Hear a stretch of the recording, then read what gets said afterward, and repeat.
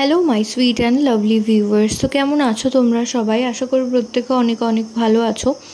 আজকে আবারও চলে এসেছে নতুন আরেকটি ইনফরমেটিভ ভিডিও নিয়ে। তো আজকের ভিডিওতে আমরা কথা বলবো গর্ভাবস্থায় গর্ভবতী মায়ের ইউরিনের কালার দেখে কিভাবে তোমরা বুঝবে যে গর্ভের আগত সন্তানটি পুত্র না কন্যা। তো সেই বিষয়ে আলোচনা শুরু করার আগে যারা এই চ্যানেলে নতুন অবশ্যই চ্যানেলটি সাবস্ক্রাইব করে চ্যানেলের পাশে থাকার অনুরোধ রইল এবং পাশে থাকা যে বেল আইকন রয়েছে সেটা প্রেস করে রাখবেন। এতে করে ভিডিও আপলোডিংয়ের সাথে সাথে কিন্তু আপনারা নোটিফিকেশান পেতে থাকবেন। তো মনে করা হয় যে কোনো গর্ভবতী মায়ের অনেক জল পান করার সত্ত্বেও পরিমাণে অনেক জল খাচ্ছেন এমন নয় যে কি আপনার শরীরে ডিহাইড্রেশন হয়েছে বা ডিহাইড্রেটেড হয়ে গেছেন আপনি।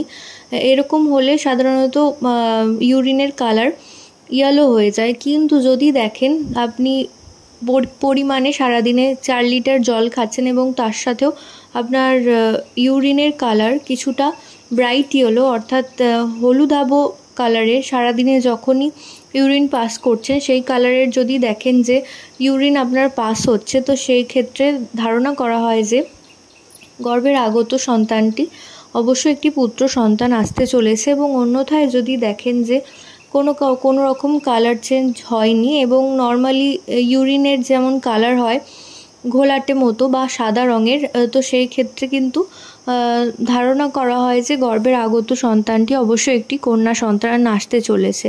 তো এর সাথে কোনো রকম বৈজ্ঞানিক ভিত্তি নেই, এগুলো আগেকার দিনের গুণীজন এবং মা কাকিমাদের মতামত থেকে এ সমস্ত ধ্যান ধারণা তৈরি হয়েছে। তো আশা করছি ভিডিওটা আপনাদের কাজে আসবে। প্রত্যেকে ভালো থাকুন, সুস্থ থাকুন এই কামনা করে ভিডিও এখানেই শেষ করছি। নমস্কার।